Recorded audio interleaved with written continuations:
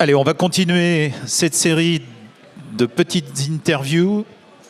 Avec une sommité du rock local qui a commencé tout jeune à se faire connaître sur Nantes en étant à cette époque-là chanteur d'un groupe de New Wave et aussi à l'initiative, à la production d'une cassette compilation qui reste un culte de ce moment d'époque avec ton groupe dedans, Yenavox. Il y avait Incognito dont on reparlera dans le week-end puisque ton frère, chanteur d'Incognito, vient de sortir un projet solo. Il y avait aussi Coda Draconis, Georges V, la scène New Wave locale. Toi, à ce moment-là, tu étais à l'école des Beaux-Arts. C'est comme ça que tu es rentré dans le milieu du rock à Nantes ? Oui, je faisais déjà de la musique, puisque avant de jouer dans Yenavox, j'avais joué dans un groupe qui s'appelait 1012, où il y avait Manu, le chanteur des... Enfin, avec le célèbre Manu, oui. Ouais, voilà, il était, à l'époque, il n'était pas chanteur. Il était percussionniste. Il était percussionniste. Et c'est dommage, parce qu'il n'y a plus de photos, mais je peux te dire qu'un Manu avec une grande barbe, des cheveux longs, des lunettes, en jogging jaune, en train de jouer du tambourin autour de moi pendant que je chantais, c'était un peu déstabilisant. On s'en souvient. Et on va accueillir Manu cet après-midi. Voilà, donc ça, c'était ma première expérience musicale, j'avais 15-16 ans et effectivement vers 18 ans je vais aux Beaux-Arts et je rencontre Baptiste Breton et on forme Yenavox ensemble avec Jean-Marie Chapeau, Ozzy et on était à l'époque le premier groupe de musique électronique puisqu'on était 3 personnes derrière des claviers ce qui n'était pas toujours facile parce que c'était pas du tout le format des cafés-concerts, donc quand on arrivait en café-concert et qu'on nous demandait de jouer Smoke on the Water, on était un peu gênés. C'était plus l'influence Cold Wave, Casse Product même. Oui, Casse Product, dont on a fait la première partie d'ailleurs je me souviens, à Nantes, au Cinéma Le Paris. Mais oui, effectivement, déjà parce qu'on était debout. Finalement, j'avais pas le sentiment autant que ça de faire de la musique électronique parce qu'on faisait des compos qu'on aurait pu faire basse, batterie, guitare, chant, mais on avait ces instruments entre les mains, mais ça restait très, très composé, très, très chanson quelque part. De la pop synthétique. C'était de la pop synthétique, exactement, oui. Comme il pouvait se faire beaucoup avec Dépêche Mode voilà, en version française. Exactement, c'est la même époque. Hein.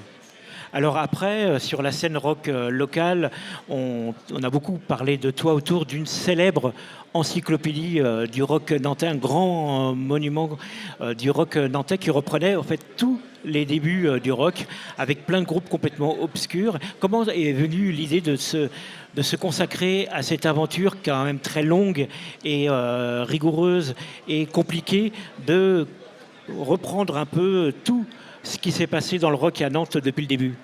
Alors, cette idée, elle a une origine très précise. Très précise. Laurent pourrait me dire la date. Moi, je ne me rappelle plus. C'était en 2002, je pense. C'était en 2001. En 2001, c'était à l'Olympique, puisque l'EEV, dont Laurent était le clavier, fêtait leur...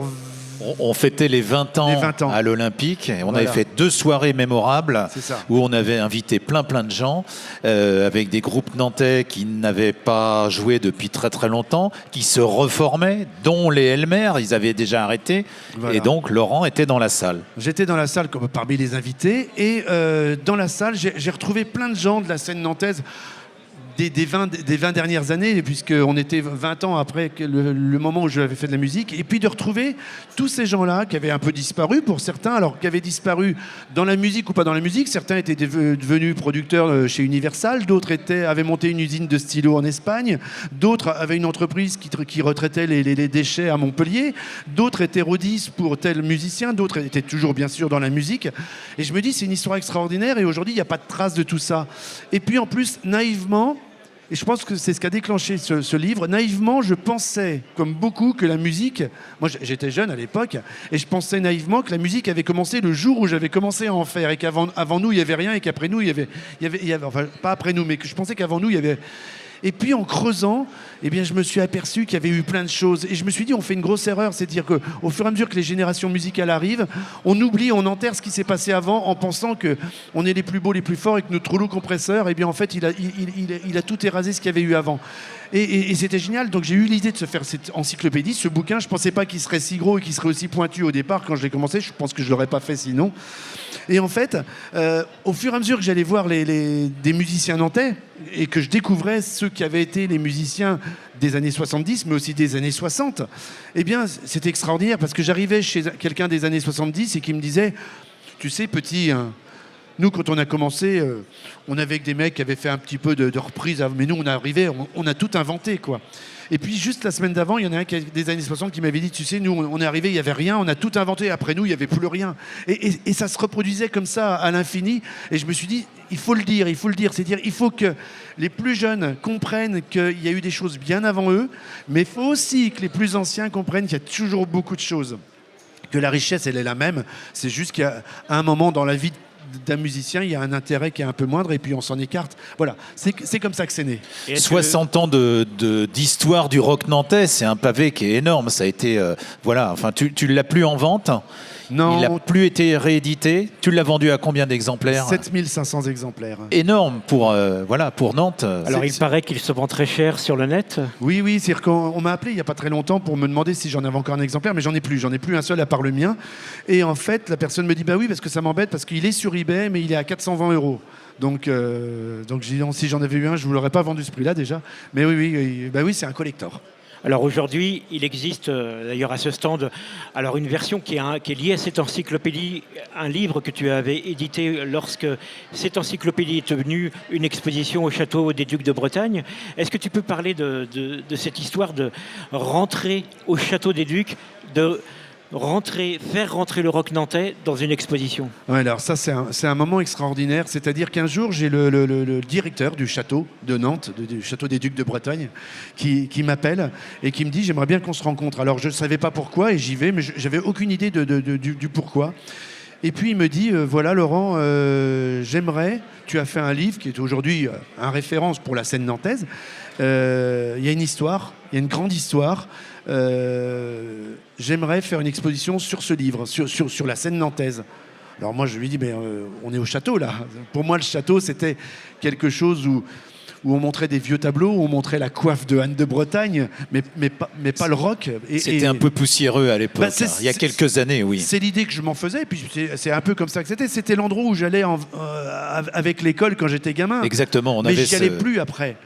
Et Bertrand Guillet, qui a été très novateur sur ce projet, me dit non Laurent, détrompe-toi, le rock nantais, ça fait partie de nous, c'est un château qui doit traiter de l'histoire de Nantes. Alors oui, la coiffe de Anne de Bretagne sous verre, ça fait partie de l'histoire de Nantes, mais le rock nantais, par ses héros connus, mais aussi par les sombres héros du peuple qui sont totalement inconnus, ça fait partie de la génétique de la ville, et pour cela on doit le montrer aux Nantais. Il faut que les Nantais comprennent que leur scène est particulière et qu'il y a une vraie scène à Nantes.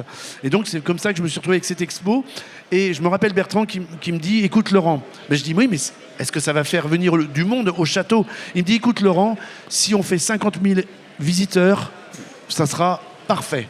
Et on a fait 146 000 visiteurs. 146 000 visiteurs en l'espace d'un an et demi, combien de mois? Un an et demi, c'est la plus grande exposition qui a jamais eu lieu au Château des Ducs de Bretagne. Aussi longtemps. Et oui. Ça a été vraiment fabuleux parce qu'on retraçait ces 60 ans de musique à Nantes par le début d'orchestres quasiment de bal qui ont commencé à faire des reprises jusqu'à ces groupes actuels nantais, formidable aventure.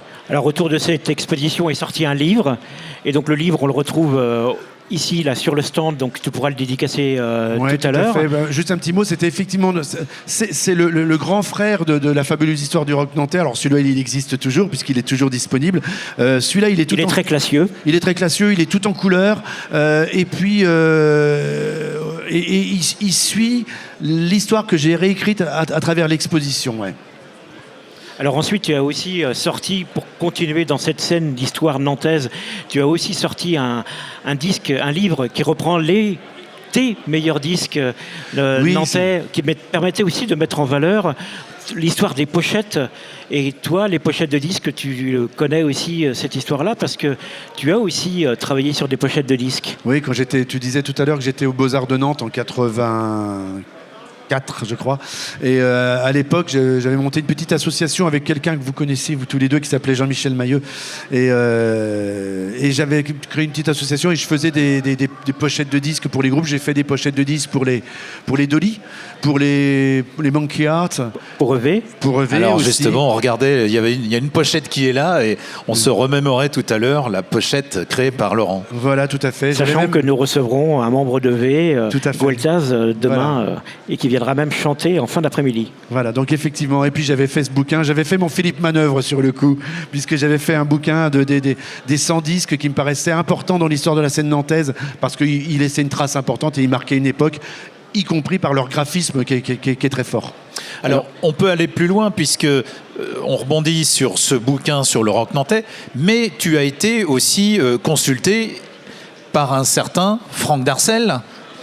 Oui, sur des grosses compiles aussi, ouais, au niveau de la Bretagne. Oui, tout à fait. Je me rappelle très bien de ce jour-là. Un jour, j'étais à déjeuner et puis je vois un numéro qui s'affiche que je ne connaissais pas, donc je laisse pendant le déjeuner. Et je sors du déjeuner et j'écoute le message. Et sur le message, j'entends la voix assez grave de Franck qui me dit « Bonjour, je m'appelle Franck Darcel, on ne se connaît pas, mais j'aimerais bien te rencontrer parce que je voudrais écrire un livre avec toi. » Et moi, quand je raccroche, je me dis, c'est Franck Darcel de chez Franck Darcel. Franck Darcel, c'est le guitariste de Marquis de Sade. Le fameux guitariste de Marquis de Sade, voilà, et producteur ensuite des premiers Dao. Et moi, j'étais un ultra fan des Marquis de Sade, puisque c'est un groupe qui a une génération plus vieille que la mienne. Et donc, je l'ai rappelé aussitôt. Et effectivement, on a fait 2 gros pavés, un qui doit faire 600 pages et l'autre 500 pages. Donc, énorme. Plus de 1000 pages sur toute l'histoire de la scène en Bretagne, pour le coup. Alors pour rester autour de la scène nantaise et puis aussi de ce qui se passe en live, aussi tu es une des grandes chevilles ouvrières autour des rockers du cœur. Oui, tout à fait. Il faut rendre à César ce qui appartient à César. C'est une idée des Elmer Footbeat qui est née en 91 autour du groupe Elmer Footbeat, de la maman du chanteur du guitariste Elmer Footbeat qui lui dit « Écoute, vous devriez profiter de votre notoriété pour faire quelque chose de caritatif ».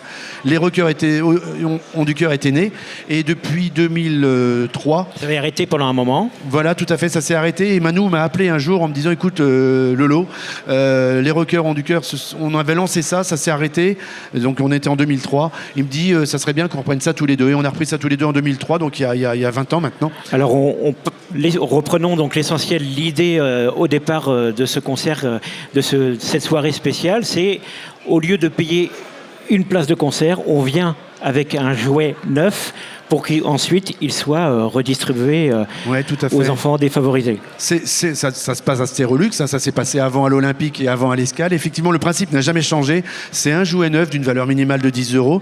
Et en échange de ce don, eh bien, le public s'assiste au concert de 8 groupes, 8 artistes.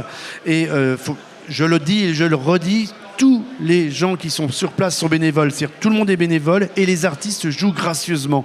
Et on a en général 4 groupes nantais et 4 groupes nationaux qui viennent chaque année et ils viennent tous jouer gracieusement et on récolte à peu près 2500 jouets chaque année. Alors parle-nous de l'affiche de cette année parce que super affiche dans peu de temps. Cette année. Oui, alors une très jolie affiche au niveau graphique. Elle est déjà très très belle, oui, graphiquement. C'est Marie Périou qui est la petite amie du chanteur de Kokomo qui nous a fait le visuel. Chaque année, on demande à un graphiste nantais ou autre, puisqu'on a eu Jeff Aérosol également qui a fait un visuel. Vincile aussi. Ouais. On demande à des artistes différents de nous faire le visuel. Et puis cette année, eh bien, on a une belle affiche aussi en programmation, puisque je ne vais peut-être pas tous les citer, mais on aura notamment un groupe qui me tient à cœur parce qu'on le trouve beaucoup dans les bacs aujourd'hui. C'est un groupe des années fin des années 70, début des années 80 en France, qui est important, qui s'appelle Edith Nilon, qui a sorti 3 ou 4 albums en l'espace de 4 années. Et il s'était reformé une seule fois au bout de 40 ans, il y a 2 ans, au Trabendo à Paris. On s'est rencontrés là-bas et on s'est tapé dans la main. Et leur chanteuse vit aux États-Unis aujourd'hui. Et ils viennent exprès pour les Rockers du Cœur le 17, puisque c'est bientôt, c'est le 17 décembre à Stérolux. On a également Tahiti 80, qui est un groupe aussi dont on trouve des disques ici et qui est un groupe très très important de la scène française, même s'ils sont un peu méconnus en France. Très rares en France, mais extrêmement connus à l'étranger, notamment au Japon. Au Japon, ce sont des stars. En France, on les boude un petit peu, mais j'espère qu'après ce concert, on les boudera beaucoup moins. Et puis voilà, il y a tout un tas d'autres. Groupes français, d'autres Deportivo. Deportivo, ils sont fidèles parce qu'ils sont déjà venus nous voir, ils adorent les Rockers du Cœur. Et puis Jérôme, le chanteur, m'a appelé il y a 8 mois en me disant, écoute Laurent, au bout de 7 années sans Deportivo, puisqu'ils ont eu des projets solo, on revient et moi j'aimerais bien qu'on passe par les Rockers parce que j'aime bien venir vous voir. Voilà, donc il y aura Deportivo. Stéréolux, tu as une jauge de combien d'entrées de personnes? On est autorisé à 2000 personnes. 2000, donc vous récoltez plus de 2000 jouets, puisqu'il y a des gens qui viennent Mais qui ne demandent même pas à rentrer. Il y a ceux qui ne demandent pas à rentrer, qui viennent déposer un jouet. On fait des collectes en plus les jours qui précèdent. Alors j'ai vu ça, il faut se tenir au courant sur les réseaux sociaux, sur la presse, il y a d'autres collectes. Il y a des collectes à Talensac, il y a des entreprises qui font des collectes pour nous. Et puis surtout, ce que je voudrais souligner, c'est que j'ai dit tout à l'heure que les artistes viennent jouer gracieusement, donc ils traversent pour certains la France pour venir jouer. Mais en plus, j'adore ça, ils arrivent chacun avec un petit jouet en nous disant Laurent, on le met où nos jouets quoi. Et dans les loges, là-haut, on récupère tous les jouets des artistes. C'est génial, c'est des gens qui viennent, qui traversent la France pour jouer pour nous et en plus ils amènent à jouer. Ça fait 33 ans que ça dure, vous vous rendez compte? Et je reviens ici parce qu'on est dans la halle de la Trocardière. Il y a eu une année, alors je ne sais plus quelle année, il y a eu les Rockers ont du cœur ici avec des artistes nationaux, internationaux, toujours organisés par les Elmer. On y était parce qu'on faisait partie des bénévoles depuis le début, mais ça a été une aventure fantastique et c'est bien de continuer à créer ce genre d'événements. On n'a pas parlé du bouquin, parce que ça, c'est quand même un dernier bouquin... livre que tu as sorti, qui reprend en fait plein d'anecdotes, 200 anecdotes. Et tout à l'heure, tu nous as dit que, comme ça, en confidentiel, mais on peut le dire, qu'il y a un deuxième volume à paraître. Oui, tout à fait. Alors d'où est venue cette idée de récolter et d'écrire ces anecdotes? Cette idée, elle date depuis longtemps, c'est-à-dire que je suis un fan de rock, bien évidemment. Je suis abonné à des magazines depuis que je suis môme, des magazines de rock, à Best, à Rock and Folk, au NME, etc. Et en fait, j'aime bien tous ces petites et grandes histoires du rock, tout ce qui fait que le rock est rock, parce que le rock c'est les Rolls qui finissent dans les piscines, parce que le rock c'est des histoires de diablerie, parce que le rock c'est les, comment on appelle ça aujourd'hui, les complotistes avant l'heure. Alors justement, est-ce que tout ça c'est la mythologie du rock? Est-ce que c'est vrai de vrai, ou est-ce qu'il y a une part de fake news dans ces anecdotes qui circulent autour des groupes? C'est de la vraie mythologie. Oui, non, c'est... comment veux-tu savoir? Il y a les deux. Par exemple, une des plus grandes histoires du rock, la plus connue, c'est cette fameuse Rolls qui finit dans une piscine d'hôtels avec les Who. Aujourd'hui, la plupart des gens qui étaient sur place sont morts et ne peuvent plus en parler. Et quand on demande aux principaux intéressés dans leurs 3 biographies des différents membres du groupe, il y en a un qui dit que c'était une Bentley, il y en a un qui dit que c'est une Rolls, il y en a un qui dit que c'est une Jaguar, il y en a un qui dit que c'était dans un Hilton, il y en a un qui dit que c'était dans un Pullman ou un Holiday Inn, il y en a un qui dit que c'était à Chicago, l'autre qui dit à New York. Ça veut dire que ça s'est passé, mais même eux ne savent plus. Donc oui, c'est vrai qu'à un moment ou à un autre, ça rentre dans les mythologies, mais on a envie d'y croire déjà. Et puis il y a des grandes histoires beaucoup plus réalistes. Donc voilà, c'est certainement des 9 livres que j'ai écrits, celui qui m'a procuré le plus de plaisir. Et comme tu disais tout à l'heure, du coup, j'étais un peu orphelin quand il est sorti, parce que j'ai mis 2 ans à l'écrire et j'étais tellement baigné dedans. Ces petites histoires, pour l'anecdote, c'est qu'à chaque fois que j'écris sur un artiste, je l'écoute au casque. Donc ça me permet d'écouter des choses que j'écoute pas du tout d'habitude. Et donc du coup, j'étais orphelin de ça, et donc j'ai décidé d'écrire la suite qui sortira dans un an. Formidable, 200 histoires sur le rock international, des petites stories qui sont vraiment super à lire, c'est très très rapide à lire, et puis ça nous remémore toutes ces petites histoires dont on parlait. Est-ce que les groupes sont moins rock actuellement? Parce que c'est vrai qu'on n'entend plus parler autant dans les années 70, comme tu l'écris, il s'est passé plein de choses. J'ai l'impression que les groupes de rock, ils sont bien sages. Oui, c'était de nos jours. Aujourd'hui, si une fois que j'aurais fait le tome 2, je pense que j'aurais quand même fait un petit peu le tour de la question. Je pense que si je devais réécrire 200 histoires incroyables, j'irais les chercher dans le hip-hop ou le rap. Alors voilà, c'est ça. Voilà, dans un show business qui est complètement différent. Aujourd'hui, on peut pas dire que le rock fasse partie du... Enfin, c'est pas le show business, c'est pas le rock. C'est pas le cœur du business. Ouais. C'est pas dans le rock où on casse plus des chambres d'hôtel, on balance plus des bidets à travers les fenêtres, à part dans le rap aujourd'hui. On l'a connu, même à Nantes. Oui, tout à fait. Merci en tout cas. Alors, ce que je voulais souligner, parce que Laurent aussi, tu fais partie d'un très gros spectacle, concert. Qui reprend d'ailleurs en partie certaines anecdotes, de tout ça, mais remis sur scène. Oui, c'est un petit peu le même principe. UK on the Rocks. Voilà, le livre renvoie vers le spectacle, et le spectacle renvoie vers le livre, puisqu'en fait, on a créé un spectacle musical où je suis sur scène, mais je suis acteur. Je suis pas musicien, je suis acteur. Je suis derrière en tant que DJ, quasiment DJ, de radio. Voilà, exactement. Je suis DJ de radio. Je suis dans une cabine radio avec mes platines, mon vieux micro, le on-air qui s'allume dès que je parle. Et je lance une émission de radio qui va durer 2 heures, pendant laquelle je vais raconter l'histoire du rock anglais à travers des anecdotes comme ça. Et je fais le lien entre un Oasis et un Bowie avec une anecdote qui les lie, par exemple. Et en fait, comme dans une émission de radio, à la fin de mon speech, je dis on l'écoute, c'est maintenant, c'est sur Radio UK on the Rocks. Je montre la pochette. Sauf qu'au moment où j'ai fini de parler, la lumière s'éteint sur moi et derrière moi, il y a 8 musiciens au minimum. Il y a 8 musiciens, 4 musiciens de rock et un quatuor à cordes, et qui vont jouer le morceau. Donc on passe des Beatles à Muse, en passant par Deep Purple ou par les Led Zeppelin ou Depeche Mode ou les Kings. Donc il y aura d'autres projets certainement avec cette formule-là, ou peut-être d'autres formules, mais en tout cas le projet ne demande qu'à tourner en France peut-être, ou même à l'étranger. Tu viendras certainement nous en parler dans quelques temps. Voilà. Pour revenir sur ces anecdotes autour du rock, c'est aussi des sessions radio que tu as fait autour de ces anecdotes. Oui, c'est vrai. Ce n'est pas qu'un livre, c'est aussi tu as raison. C'est-à-dire qu'on de peut l'audio. Retrouver, si on va sur Deezer, il y a un podcast qui s'appelle Rock Stories, Laurent Charliot, et on retrouve 40 podcasts où je raconte ces histoires, mais c'est pas que les raconter, c'est-à-dire j'ai travaillé avec David Darry-Carrère, qui est un producteur nantais, également musicien, et on a travaillé beaucoup le son, c'est-à-dire que les anecdotes, quand je raconte que les Rolling Stones marchent dans la rue et qu'ils sont complètement sous à Amsterdam, on entend les bruits de la rue, on entend les bruits de la pluie, quand ils cassent une table, on entend le bruit de la table qui casse, quand je parle des accidents d'avion, on entend les crashs d'avion, on a fait beaucoup un film radiophonique en fait. C'est un film radiophonique, tout à fait, et on les retrouve donc sur Deezer sous le podcast Rock Stories avec ce logo-là. Alors justement, en parlant de cette mise en onde avec David Darry-Carrère, on peut peut-être parler de ton dernier exploit vocal, puisque avec David Darry-Carrère, tu as fait une étonnante reprise d'un tube des années 80, grand succès de la piste de danse. Qui termine un peu la boucle avec Ian Avox en fait. C'est vrai. Alors, je sais pas Visage, Fade to Grey. Je sais pas si c'est un exploit musical, mais ouais, c'est une belle histoire pour moi. Pour moi, j'ai kiffé. C'est-à-dire que David Darry-Carrère, donc qui joue dans le duo d'Askino et également dans Hi-Fi Gen, dans une discussion comme ça un soir, me dit Laurent, t'as quand même été le premier musicien de musique électronique à Nantes, ça te titille pas et tout. Je dis si, bien sûr que ça me titille de rechanter, de faire de la musique électronique, etc. Et il me dit, et si on faisait un morceau ensemble?